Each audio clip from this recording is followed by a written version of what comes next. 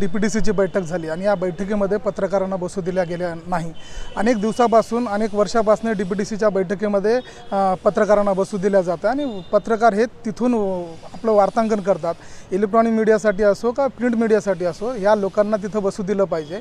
नेमका नांदेड जिल्ह्याचा विकास कोणत्या पद्धतीने होतोय आणि कोणते मुद्दे त्या ठिकाणी मांडले जात आहेत हे लोकांपर्यंत पोहोचण्यासाठी माध्यमांच्या प्रतिनिधींना तिथं बसू दिलं पाहिजे, अशी आमच्या संघटनेची मागणी होती। आणि एकूणच पाहता त्या ठिकाणी जे आपण जर पाहिलात तर लोकसभेमध्ये असेल त्या ठिकाणी सुद्धा लाईव्ह होतं, विधान भवनामध्ये सुद्धा हे लाईव्ह होतं।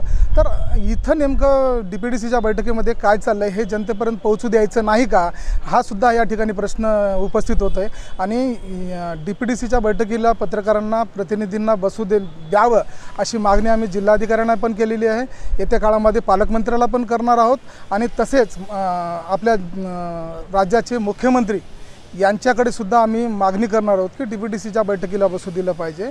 आणखी एक मुद्दा महत्त्वाचा म्हणजे की DPDCच्या बैठकीला जे आमचे पोलीस बांधव या ठिकाणी बंदोबस्तासाठी येतात, त्या ठिकाणी तिथल्या कॅन्टीनवाल्यांनी त्यांना पाणीसुद्धा त्यांच्या हातातून हिसकाटून घेतले, हा सुद्धा मुद्दा निषेधार्ह आहे।